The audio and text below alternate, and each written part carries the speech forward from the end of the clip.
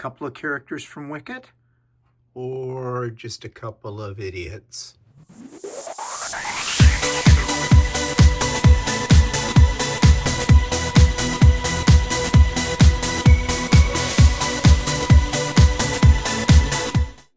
Good morning, everybody. It's Stephen here for Bland Designs and Idiot Quilter, and welcome to my weekly vlog for January the 6th, 2025, and it's vlog number 390, and I hope everybody had a great Christmas and everybody has a better outlook for 2025.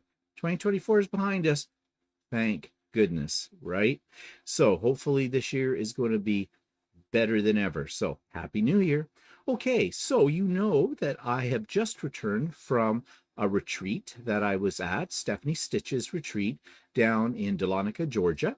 We had a great time there, and we talked all about it yesterday on Stephen and Walter Live. So if you want to catch up on that, then go to the re-recording or the rebroadcast of Stephen and Walter Live, and you'll hear all about our adventures and, as Russ from Quilt Meets World would put it, our shenanigans down in Dahlonega.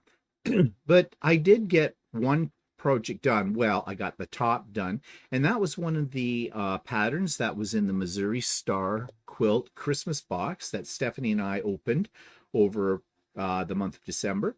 And this was this project. It is a wall hanging. It's about 39 by 39 inches, and it's little houses, and I call it ticky-tacky little houses. And I really love it. I love anything with houses on it. That's one of my favorite designs in quilts, and this was a lot of fun to do. So tomorrow I'm going to talk about a mystery that came up while I was making this quilt as well, but that'll be on Idiot Quilter. So now I just have to slap it on Lucy and get it quilted, and maybe sometime this week, I don't know. I have a lot of things on my plate this week, as you will hear about later on. Okay, so that takes me to, let's just get back to me here, YouTube channel of the week. Okay, I've talked about this person before, Max Miller. Max Miller has a very, very interesting YouTube channel called Tasting History, where he looks at ancient histories for different foods and things like that, like way back to Roman times and even before, actually. And he tries to recreate the dish, but he also, which I find even more interesting, is he talks about the history of the particular food that he's making. Excuse me, a little frog in my throat. It's early here. So as I was saying, Max has decided to read to you, to his audience, mean comments. Yes, as a YouTube content creator, we all get our fair share of what we call the mean comments. Just people who have nothing better to do with their lives except nitpick at us creators. I guess it gives them a thrill. But I really love the way in which he handles these types of comments. And so, well, here's my review of that particular video clip. Have you ever wondered if content creators actually do read your comments to their videos? Well, yeah, most of us do. And most of them are always very positive or constructively critical, but then we get mean comments as well. And you've heard me on my channel talk about some of the mean comments that I have had, but I am not alone. And Tasting History, Max Miller, he has several of these experiences as well, which he shares with his viewers on this particular video. If anything, he's kind of kind and kind of makes a joke out of some of the bad comments or the mean comments that he has received. I think he's a little bit more gracious than I would be with some of these. But it is funny to listen to these and to really explore what people might have to say. So if you want a bit of a laugh and you want a little insight into how we as content creators feel about mean comments, then you want to check out Tasting History Reads Mean Comments Part 2 with Max Miller. So if you're interested in hearing Max's take on the mean comments, there's a link for that particular video clip in the show notes below. There's also a link for Sewing with Stephanie and Stephen. Yes, we are back onto our regular schedule every Wednesday starting at 9 a.m. Eastern Time. It is a Zoom. It is not a YouTube Live, and there's a link for it in the show notes below. So all are welcome. Come spend an hour, the day, whatever, with us anytime you wish on Wednesday and get caught up on some of your sewing. And I suppose now many people are thinking about projects for this coming year. So you probably want to get on with those. Forget about the Christmas ones you didn't get done. There's always next year. There's always, or this year's Christmas. I guess it's this year, isn't it? 2025.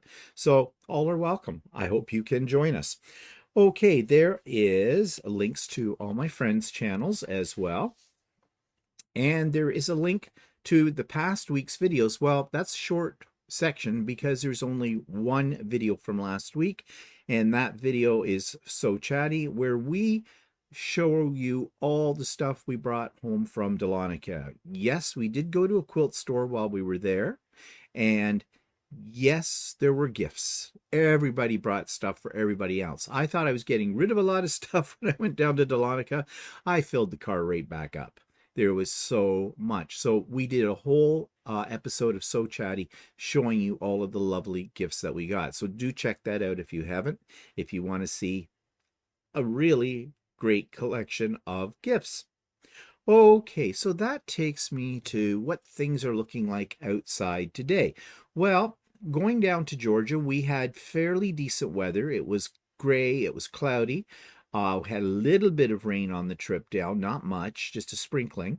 And that was great because when you're traveling like, what was it? 1,000 kilometers, just over 1,000 kilometers, down to, the southern part of the United States, you don't want to run into bad weather. And we were especially worried about that up here in the north because, yeah, it's winter. But we lucked out.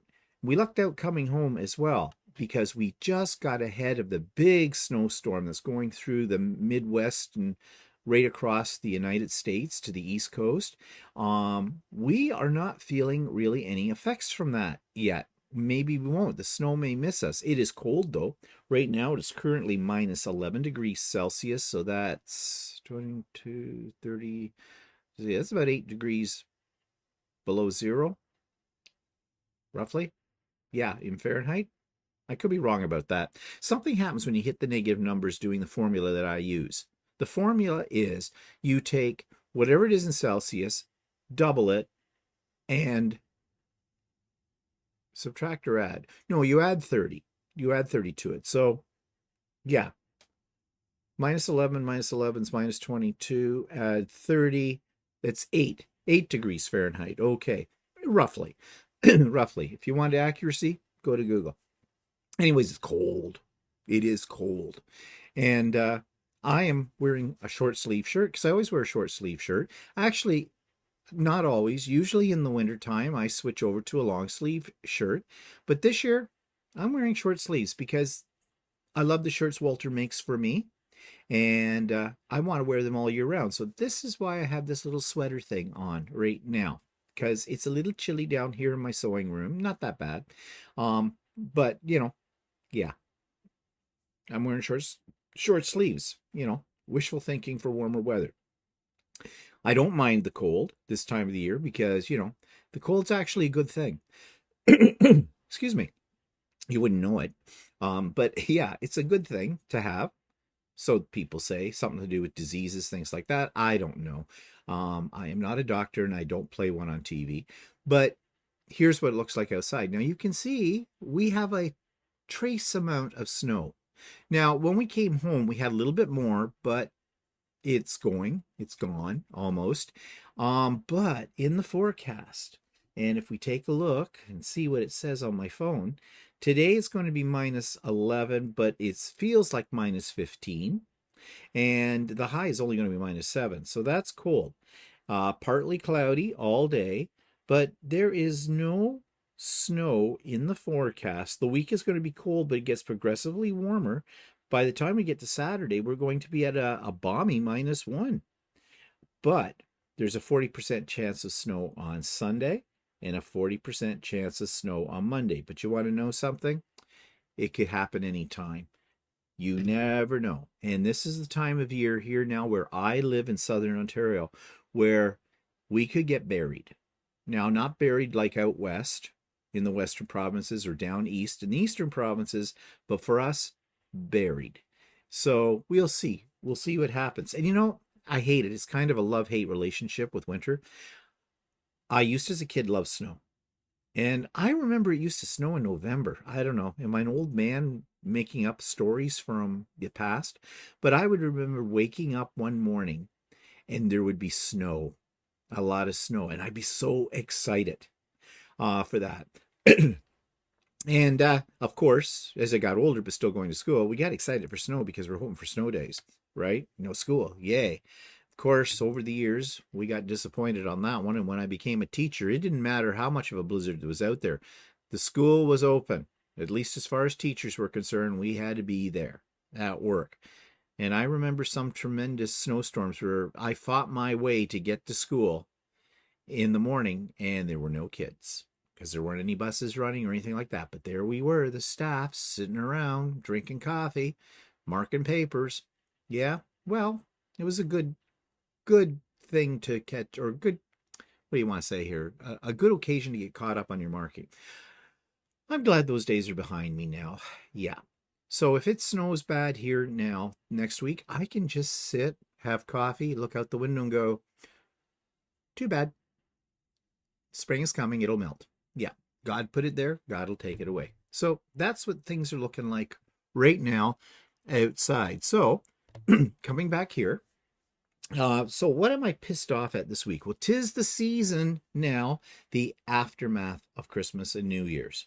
And this is a very depressing point of the year. Now, I think it the first Monday in February or the last Monday in January or something. They call it Blue Monday. I'm not sure what it is.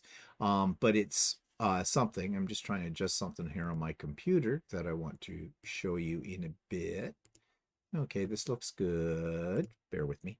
Okay, so this is the time of year, as I was saying, where people start to get a little depressed. I mean, we have the anticipation and excitement of Christmas and, family gatherings, social gatherings, Christmas shopping frenzy, the day of Christmas, Santa comes, we open our gifts, and then we have another few days, and then we have New Year's Eve and parties and celebrations and fireworks and everything. And then January the 1st comes and whoop, our mood drops.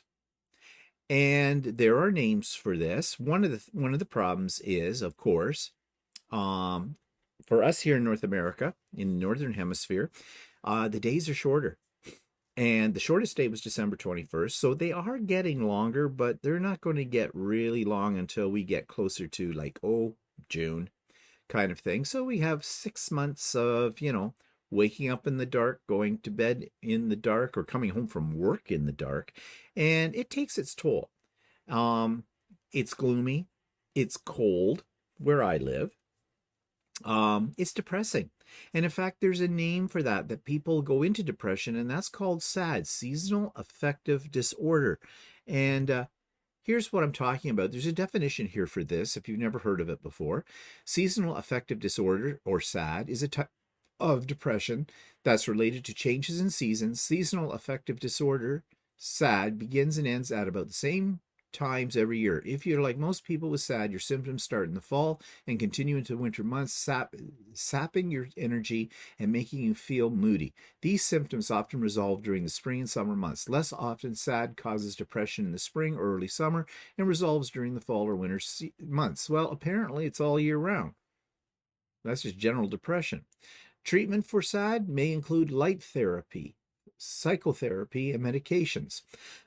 Okay, so yeah, it's a thing, I guess. And you can buy lights and things like that you can sit in front of for half an hour or whatever, and it's light therapy and supposed to pick up your mood. I don't know, never tried it. I don't think I've ever suffered from SAD, really. Yeah, you get a little down some days. That's just normal everyday living, but it affects other people in different ways, I guess. But yeah, and it, We have nothing. If we have nothing to look forward to, I guess that's it. We're way up here at Christmas time, and then thump, there we go. Other problems too come along with, maybe Christmas wasn't as good for you as you had anticipated. I always equate it to that gift that you're waiting for, that's all wrapped up. You're not absolutely sure what's in it, but you're actually really excited, and in your imagination, it's going to be wonderful. And then you open it up and go, oh, I got a rock. Okay, that happens. All right. Ask me how I know. Anyways, that happens. And we're really let down. Well, okay. Uh, we've had all this excitement built up over the Christmas. Now we have nothing to look forward to. Just depression. Okay.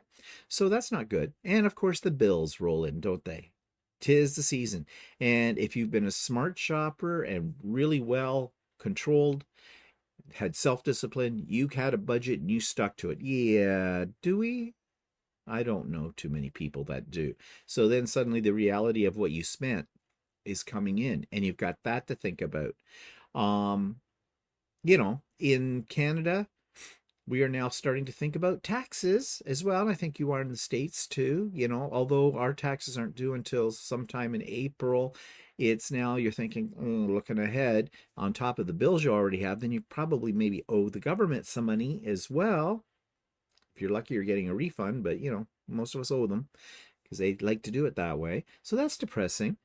Um, right now, this year, you've got a new administration coming in the United States, and we're on the basically about to have an election here in Canada by the looks of things, and that's always creates uncertainty at times, and uncertainty and can bring about anxiety, and anxiety can bring about depression. Isn't it cheery? Isn't it cheery? I hope you had a great Christmas because January sucks. Yeah. Well, what do you do to get out of that? Yeah, you can get the light therapy. You can make an appointment with your psychologist or psychiatrist. Yeah, all that stuff. But I have found there's other things you can do as well. Um, First of all, we make a lot of resolutions at New Year's or just plans. A lot of people don't make resolutions. I'm one of them, but I do make plans for the new year. You get this spurt of energy and you jot down, at least I jot down, what I want to get accomplished in the next few months or even in the whole year in terms of projects I want to do. And I have a list that keeps growing. And that becomes depressing because you look at it and you become overwhelmed, and being overwhelmed creates anxiety, and anxiety creates depression. So it's a vicious circle, isn't it? So how do you handle it? Well, you know what I do? If I'm starting to feel depressed, and depression can bring about like feelings of being lethargic, you don't want to do anything, and that doesn't help. You pick one thing on your list. One simple item on your list, something that's very manageable that you can do in a day or two or that kind of thing. Forget about everything else. Don't worry about the other things on your list. Just do that one thing. And when you get it done, you can look at it and you'll feel good about yourself. You'll, I got something accomplished. And I did that in 1 or 2 days. So then you pick something else from the list. Maybe something that's also as easily accomplished, or maybe something's going to take another extra day in the list or whatever. And you work on that. And when you've got that done, you tick it off your list and you look at the list and you go, hey, I'm working my way through this. I'm feeling better. It's basically getting your mind off of everything and just immersing yourself in something you enjoy doing. Other things you can do too is take a walk. Yeah, it's cold here where I live, but Walter goes out for a walk. He tries to go out for a walk every day. He's a little off his routine. When we went down to Dahlonega, um, I need to go out with him on a walk too. But I have a lot of things that keep me busy in indoors as well. So yeah, that's my excuse, and I'm sticking to it. But just getting out into for a few minutes into fresh, mind you, it may be brisk air, bundle up, um, just walk around the block. You'd be surprised how your mood changes when you do that as well. Um, Pick something that will stimulate your mind on television or on YouTube. Instead of watching the same old, medical doctor shows kind of a thing, your soap operas, whatever. Pick something that's a little educational, that stimulates your brain. I love documentaries. I didn't when I was younger. I never watched documentaries, but now I watch documentaries all the time, usually in the afternoon. Well, it's usually when I'm having a nap. Um, because yeah, documentaries I find are great for putting me to sleep. But I learn things. And stimulating your mind definitely helps. Try something new. Something simple. It's not something that's going to take a lot of equipment or that kind of thing. It could be as simple as trying a new recipe. It could be a new craft. Nothing major, something simple. Like in the Missouri Star Kit quilt box, Christmas box, there were several little tiny projects in there that could be managed in a day, in an afternoon, or something like that. That I've never done that kind of thing before. I thought I'd give it a try. It it gets your mind off of the bigger picture of things. Okay, this one you're not going to like. Clean. Yeah. But I don't mean major daily house cleaning, the kind of thing that you would do. You've got a closet. We all do. And it's stuffed, isn't it? Pull everything out, rearrange it. It'll take you maybe an hour, something like that. But again, it's like one of those things on the list. You got it accomplished. It's been hanging over your head for a long time. You feel good about doing it. Recently, I cleaned up our laundry room, mainly because it was like one of those mazes they put mice in, kind of a thing, to get to the washing machine. And every time I walk into that room now, I look at it. It's all organized. I gained all this space, and I'm keeping it that way. And Walter has been threatened on the inch of his life not to leave anything on that floor in there because, for Walter, floors are just additional storage space. And that makes me feel good. Now, I did that before Christmas, but I walk in there and I feel good because I look at it and say, yeah, I got rid of a lot of junk I did not need, and I've got all this space. We can have a party in the laundry room now. But I have other cupboards here, right in this room I'm in right now, that need to be cleaned out. And I'm going to do that. I need to reorganize my fat quarter drawers. Yeah. You probably have a drawer like that too. It doesn't take long, but just do it. Just do it. You'll feel like you got something done, and you have.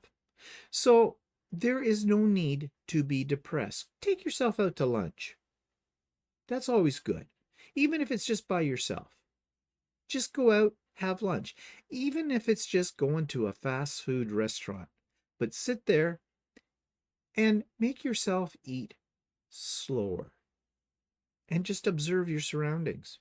What's happening? What are people doing? What's the decor? That kind of thing. All of these are kind of diversions for you, for your mind, that'll get your mind off of being depressed. Now, I am not a clinical psychologist, and I don't play one on TV or on YouTube, but these are tricks I do for myself. Because, it doesn't matter who you are, everybody suffers from some form of depression at some point. And this helps. It helps a great deal. So, I hope your January is not depressing. I hope you don't suffer from sad. And if you have a little bit of that, maybe some of these suggestions I've made will help you out.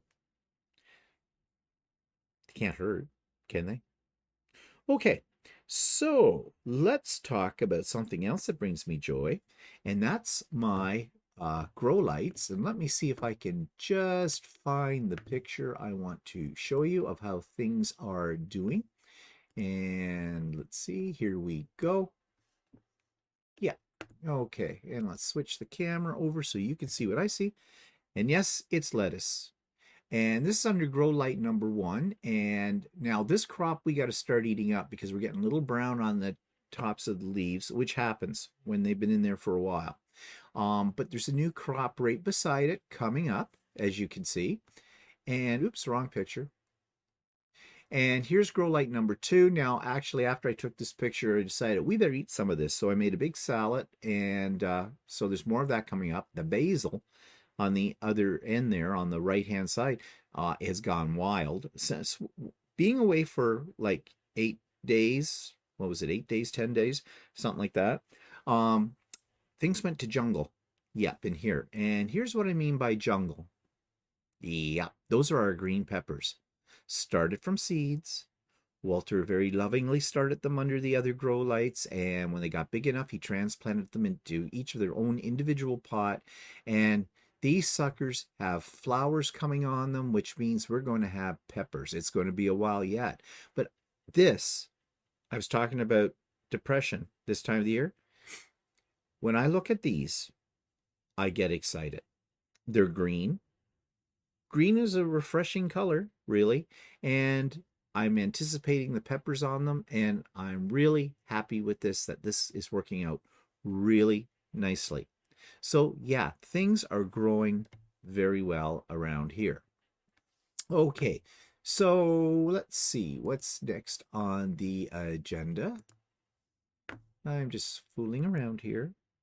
Okay, so new products. Well, I can't actually show it to you because I haven't got it yet, but I pre-ordered it, and yes, I bought a new 3D printer. What's special about this one? Well, I've usually buy Creality products. I am branching out. I'm going to Bamboo Lab. I have read a lot of reviews about this particular printer and about the company itself as well, and I have not read one major criticism about this printer or about the company. So this one you can see has something called an AMS. AMS is that little box with the 3 or 4 spools of filament in different colors on top of it. Yes, this is a automatic materials supply system that changes colors when you need to change colors automatically. That's cool. I've watched, as I said, a lot of videos about this. Is it pricey? Yeah, it's pricey. I didn't pay what they're showing you there for it right now. That Bamboo Labs had a sale on. I paid a little less than that, but with tax and shipping and everything, it's just under $2,000. I have never spent that much on a 3D printer. My Crealities are all under $400. But I thought, new year, new printer, new learning curve. So, but it's not arriving until they ship them out at the end of the month. Maybe it'll come sooner, but don't anticipate it. But in the meantime, I have to get ready for it. I have to find a spot for it. And my other printers, as you can see here. So I don't know if you notice it, but there's 4 of the printers. I did have 5. One printer I gifted to my good friend Russ of Quilt Meets World when I took it down with us to Georgia and gave it to him. And so I'm dying to see what happens with his first print. He hasn't done one yet.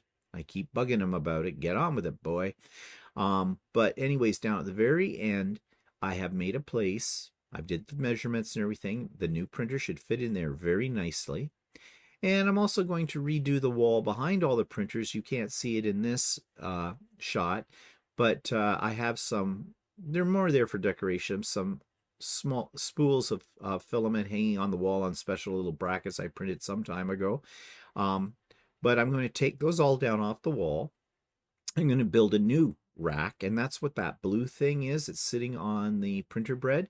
This is one of the brackets. I need 4 of them, and they take a long time to finish. It just finished before I started recording this today. They're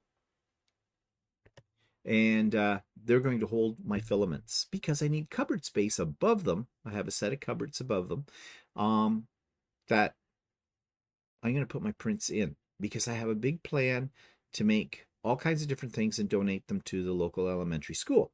I haven't checked that out with them yet. I'm hoping they will be excited to receive them or will want them. But either way, yeah.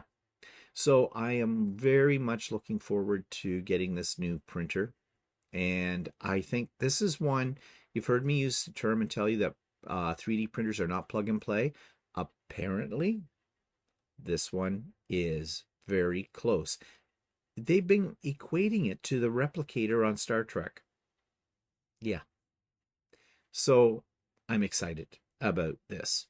I can't wait till I get my new Bamboo Lab X1 Carbon with an AMS system. And I'll be sure to show that to you and talk about it once I get it. So that's the only thing really that I have bought new lately. I bought some more filament the other day. But then that takes me to, can I print this 3D effing thing? Well, I talked about gifts that we received from people at the retreat. And of course, I took a big bag of things to everybody there too, 3D prints. I couldn't show them to you before because I wanted them to be a surprise. And many of the people at the retreat watch my videos. So now I can reveal. So I made, at the time of wrapping them all up and getting them all organized, I did a video. So I'm going to insert that here for you to see right now. So it's about a week and a half before we leave for Georgia for Stephanie's retreat, and I thought I'd show you my preparation in terms of the little swag bags I'm putting together for everyone that's going to be at the retreat. This table, I've got the starts of things. These are for Stephanie, and you aren't going to see this until after they've all received these. So yeah, because I don't want the surprise to be revealed. So right now, this is some stuff I've put together for Stephanie. You can't see it. She may show it on her channel or may not. That's up to her. These are the boxes, and there's more boxes here that are empty at the moment. But in these boxes are all the things that I have been making since, I think I started right after the last retreat. Because everything, most of this stuff is 3D printed, as you'll see. I'll show you more as I get them out of the boxes. But I've got a little Santa's workshop set up here where I'm laying out everything. I had forgotten what some of these things were. Well, not true. I did know because I'm a list maker. Yeah, I have my list. And I've been working on that list. Well, yeah, like I said, I started this pretty much about a month after we came back from last year's retreat. And I love making this stuff, and I love giving it away as well.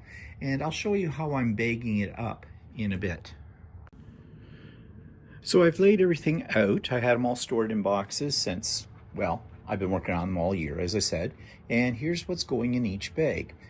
Everybody's going to get one of my famous little gnome key rings, a needle keeper. So for your spent needles, this screws off at the top and down. I use this all the time for my stuff. I made a set of templates, star, heart, what do we call that? Clamshell, I guess, maple leaf. I have some things I'm going to put on the outside of the bag, and I'll show you those when I get the bag together. These are ruler racks, gnome ruler racks, and I use mine minus the gnomes. I have it sitting on the side of in my cutting area.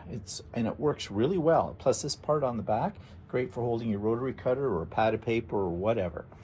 Over here, these are gnome pen holders, or not gnome, sorry, chameleon pen holders. I thought they were the cutest thing. And they will have, I have a bag of my pens. I had some pens specially made with my logo on them, and they fit right on there. Or you could have a marking pen or a Sharpie, whatever. They'll fit in there too. Okay, over here I made mug rugs. Of course, they say the Idiot Quilter on them, and they have a gnome, and they're in different colors, things like that. And I did those on my embroidery machine, as you can tell. You can see the embroidery. And these are seam rippers. I think I gave some of these out last year as well, gnome seam rippers, but people seem to like them. And you know, they work really well. So I've been told. Of course, everybody gets a bag of Canadian candy. And these I thought were really cute. These are bobbin holders, gnomes. And I put empty bobbin in each one. Now, my bobbins are for genomes. These bobbins may work in other machines as well. Not really sure, but anyways, buyer beware. But they'll hold other bobbin sizes as well. I just thought, you know, so people know what they are, I put bobbins in them. And then we have mugs. Now, these aren't for drinking from. a little gnome on here. You think there's a theme here with the gnomes? If you know me, you know I love gnomes. But this is great for pencil holder, marking pens, whatever you want to throw in it, little utility thing. In here are, and I did a video on these. These are the recent thing that I printed, and these are spools for holding your binding fabric, and there's a chain on them, and they will go around your neck. And as you roll your binding up on this, there's holes for you to push the binding through. And as you are doing your binding on your sewing machine, this just rolls right off, and so you don't roll your chair over top of it or put your feet on it or whatever. Some empty boxes. Okay, these, I'm hoping I can get them in the bag. These are pattern holders that I designed, gnomes on each side. They can sit on your shelf. You can have your current patterns you're working on in there, whatever. They're the right size for a pattern that, you know how the patterns come folded up, like a half sheet of 8.5 by 11 folded in half. Well, they'll fit very nicely in there. In fact, I use these for some of mine all the time.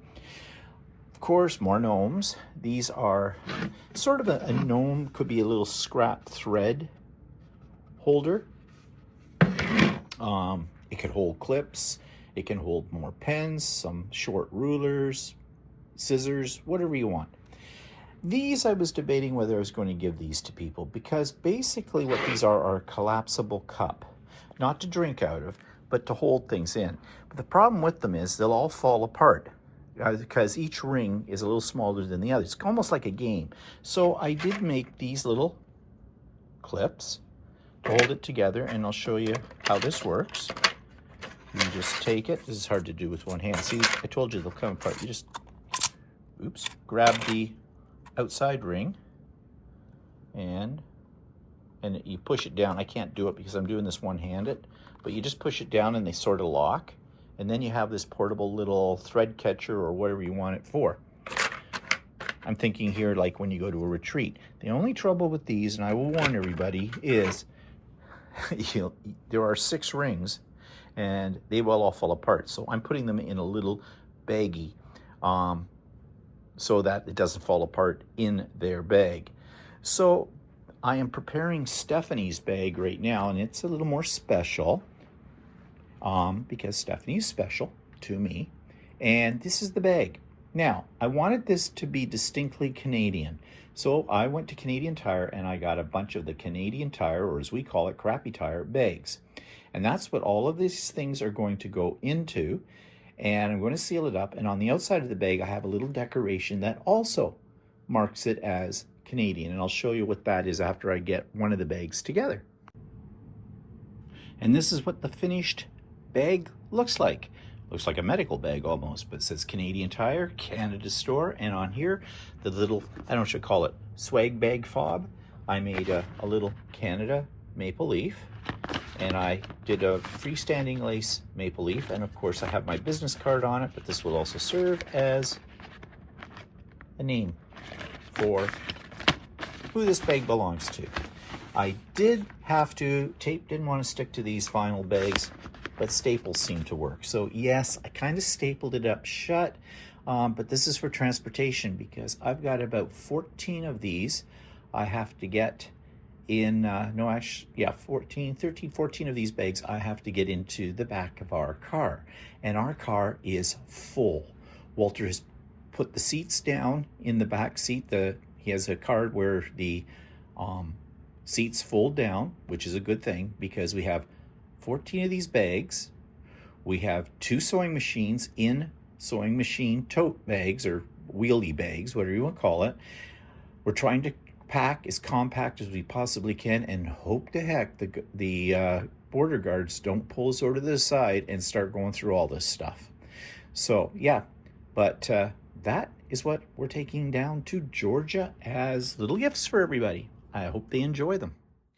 And now, just for fun, I found a little program online that will take any picture you give it of somebody's face and make it into a 3D printed bust.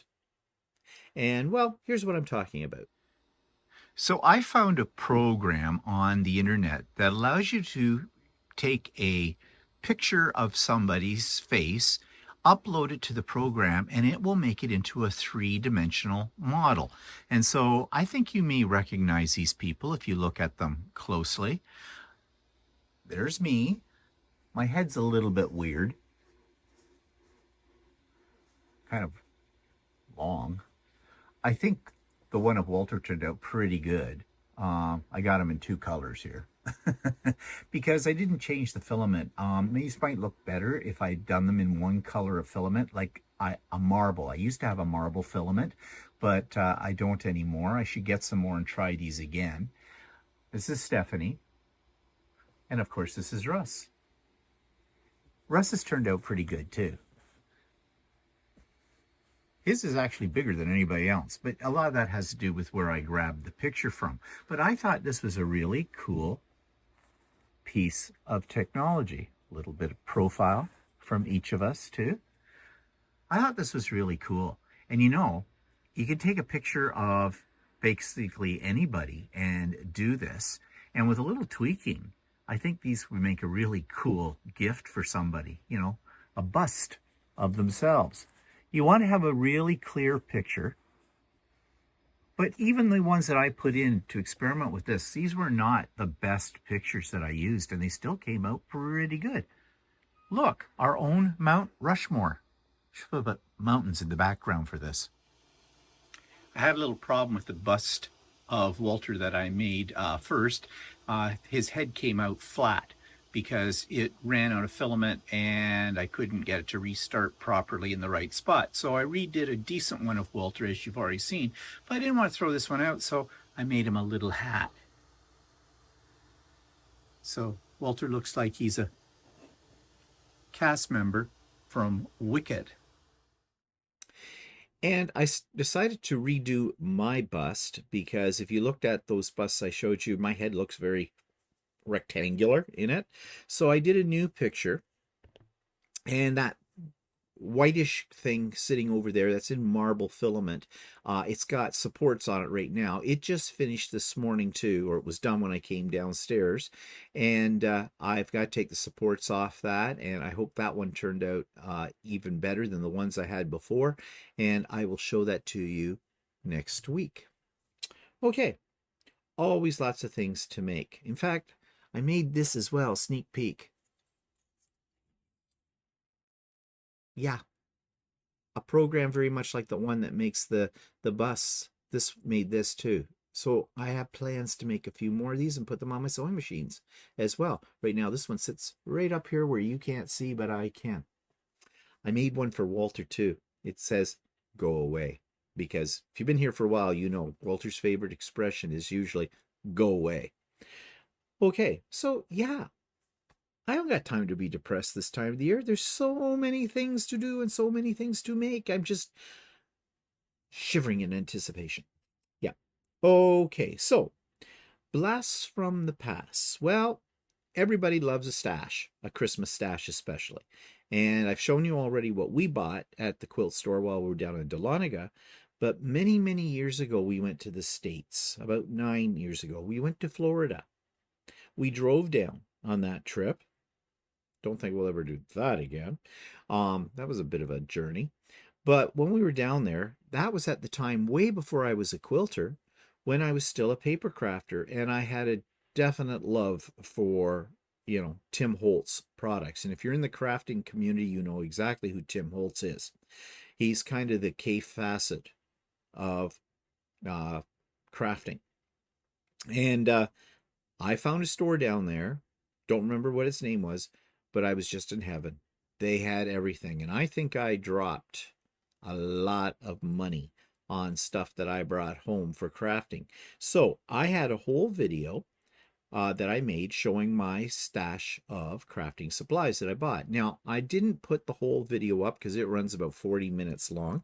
This is just a little excerpt for you so you get the flavor of, you know, buying stuff for your stash, which doesn't mean fabric. It meant crafting supplies. So I'm going to insert that video clip right now. Hi, it's Stephen at Bland Designs, and today I thought I'd do something really different. I'm going to show you what I picked up on my last trip. I went a couple of weeks ago to Florida, to Fort Lauderdale, for the Christmas holidays, and I did a lot of scrapbook shopping while I was down there. Spent way too much money and managed to smuggle most of it across the border. Shh. So I thought today I'm going to show you the stash that I came back with, and there's a lot of interesting things. So stay tuned. So first thing I'm going to show you is the number of rubber stamps that I bought and cling stamps. Most of you know, if you've been watching my videos, how much I really like Tim Holtz products. Well, I got a lot of Tim Holtz stamps at ridiculously low prices. The one thing I'll say about the States, when they have a sale, they have a sale. Joann's and AC Moore and Hobby Lobby all had sales at right after Christmas time, and I was able to pick up a lot of these stamps that cost in our country, well, anywhere from about $19.99 up to about $27, $28 a shot for like $9.99, $12.99, $11.99. So I stocked up on Tim Holtz stamps, as you can see. I got some of his minis as well, his what do you call these? The blueprint minis. I also got, oh, where else? Oh, this one I really like with the balloons, sort of steampunkish like, and right now I'm kind of into steampunk. I also picked up some other ones that weren't Tim Holtz's line, but some background stamps from Stampendous. I picked up some Graphic 45 stamps, which I didn't even realize Graphic 45 produces stamps, but this is really neat. Again, we got some of the old typewriter and some of the old script, some typography ones, more script. I really like script stamps. Here's some more that's kind of vintage. I'm thinking about doing sort of an Art Deco, Art Nouveau layout and giving a class in how to do that at my scrapbook store that I work at, Class Act in Oshawa. Here again, some travel ones, old time travel, and again, some type of travel ones as well. I also picked up some Delusion clear stamps, the ones with sayings on them. I think those are going to be very useful. And I got a few of their doodled type ones as well. And I picked up some Dina Wakley media stamps, because I do mixed media as well in journals, and I think the faces will be great. And I got some more of those as well, as you can see. And this is also Diane Wakley as well. More background kind of stamps. I really like those for making my own background pages on my scrapbook pages. And then again, some more Tim Holtz collection here on the bottom. I forgot everything that I bought until I got home. And when I started to unbag it all, it was like Christmas all over again. So those are some of the rubber stamps that I bought, at least in the clean out. But lo and behold, don't stop there, because I've got a few more. Told you I bought a lot of stuff. Studio 490, what's her name? Wendy Avicii. Build a Blossom. This one comes with a stencil technique. I saw that on a YouTube video somewhere, how do you do that, but I think I'm going to have to review that. I also got some Hero Arts Cling. Again, I like anything that shows the vintage 1920s Art Deco, Art Nouveau period. This one I think will be great for steampunk page. And this one, a repositionable rubber stamp, it's called. It's really got, it's hard to tell, see on here, see if I can focus it in, but you can see there's a picture of it on the back. Again, it's got that vintage look to it. And then I saw these, and I thought, at first I bypassed them, and then I thought, no, these could be a lot of fun, and I could probably color them in with my Spectrum Noir or my Copic markers. And these are kind of like those fun birthday cards you see in the store with that crazy old lady on them. They call these golden oldies or something. I just thought they'd be fun for, making cards. Okay, so those are the rubber stamps. Now,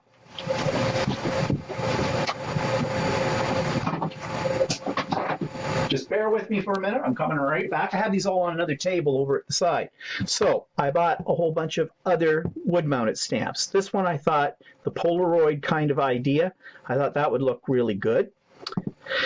This is a Tim Holtz one. Again, admit one is Blueprint Series, the ticket one. This I thought would make a really interesting background stamp. It's kind of a mixture of different things. It almost looks like there's like washi tape kind of features in this. I don't know if they give that a name or not. Let's see.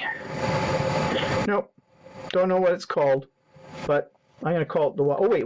Maybe I do. patterned stripes. Looks like washi tape to me. And this one's sort of a map of the world. I think that'll be really great for travel pages and vintage pages as well. Then I thought this was fun. This is like one of those old-time diagrams you see traveling medicine men shows, that kind of thing. What do they call that? Phrenology or something, where you read the bumps on a head. Again, a little sort of for travel, fashion, 20s styling, whatever. And I love background stamps, as you know, and I thought this one was really neat with the postage stamps, rented lips today. Butterfly, you know how I like butterflies, and a little script in the background, so that one's going to be fun. And then, of course, you've got to have, and I see I'm going out of focus there, you've got to have one with a wine bottle and a wine glass, which could make a really nice card for, a housewarming party or any kind of party. So you see, I bought a lot of stamps. Now, what else did I buy? Well, let me go grab some more of the stash. And let's bring over the dies. Lots and lots of dies. Okay, of course, I just got a Vagabond just before I went away, and so I had to get some of Tim Holtz's great die. So I got here the one of the clock. I can't wait to use that. And his tattered flower one, which is really nice on its own, but you know what I do with this? I cut the pieces out, I put them through my brother's scanning cut, and then I can manipulate them any size that I want, and I can make multiples much quicker than running it through the Vagabond all the time. So can't wait to use that. Another one from Tim Holtz is the Viewmaster one. Now, funny thing about this, I saw it, I thought about it, I think it's really cool. You can see what it looks like right there. However, I didn't pick it up. And then I kicked myself. It was at Joann's. It was 40% off their price, which is cheaper than our price in Canada for the same thing, like at Michael's. And so we went back to the Joann's store where I saw this after I'd been everywhere else, and I picked it up. I mean, at this point, I had spent a lot of money, and I'll tell you at the end how much I spent. I'll let you do a little bit of guessing first. And I figured, in for a penny, in for a pound, you know, that kind of thing. I would kick myself if I didn't buy it, so I bought it, so I don't need to kick myself. Then I got some of his smaller dies. This one creates the rosettes, which look like fun. And this one, I think this one's going to be neat. It does little tags, and it does a film strip as well. So that one I'm dying to use real soon. Of course, I bought the plates for the Vagabond, the big shot for those longer ones, but then I realized something when I got home. Probably don't need those because I have the extended platform. But it was regular price $9.99, and that was 40% off that, so what the heck, got an extra set of plates. Then this is one, I've never used these type before, but this is the combination of the die cuts and the rubber stamps, which basically you stamp these down and then you can line them up. I can use a magnetic plate for this in the Vagabond to get the positioning correct, and you can cut these out. So this is going to has lots of potential as well. Then I found this little neat little die, Hobby Lobby, 40% off, regularly $9.99, so you do the math. And it's this little tree kind of thing. And I'm thinking, you know, family tree pages, things like that. That could be really neat. So I bought a lot of things to stamp with. I bought a lot of things to cut things out with. What else did I buy, you may ask? Well, let's take a look. Of course, as I said, you know how I like Tim Holtz products. So I bought more Tim Holtz products here. Now, I already had a set of these, which I haven't used yet, but I'm thinking about how I'm going to use them. But ridiculously low price. I think these cost me something like $3.99. Again, all the Tim Holtz stuff at Joann's and Hobby Lobby was all 40% off. You never see it at Michael's here in Canada, usually, or when you do see it 40% off, they have nothing to choose from. And Tim Holtz has a whole array of all of these. He calls these his ideology pieces. And you see, look at these. And the gears. Oh, I'm right into the gears right now because I'm thinking steampunk. Okay, a little glare on that. These word bands. Okay, I'm not sure what I'll do with them, but at $3.99, how can I go wrong? Clock faces, buckles, little binder clip kind of things. And then these little elastic things that I think would be great for using as closures on albums, probably in combination with something like the buckles or with these nameplates. Even Graphic 45, I didn't realize had some of these types of embellishments, so I got some of the keys as well. So I just lost my viewer here. My computer wanted to do a little timeout. I don't know what these are, but I picked them up because they were cheap. $9.99, 40% off. I bought these. These are self-inking stamp, and this one does, I don't know if you can see it, picture up here at the top, it does a little tag. And I bought another one that does a little oval for journaling into it. And this says the image is reduced 20%. Actual size imprint. There, it shows you there. It's hard to see. Can you see the little lines and stuff? So we'll see. You know, again, it was on sale. Had to have it. So you can see I'm really well stocked up with lots and lots of Tim Holtz embellishments. But that's not all. So let's put our path off. You can hear me dropping everything on the floor down here in the background.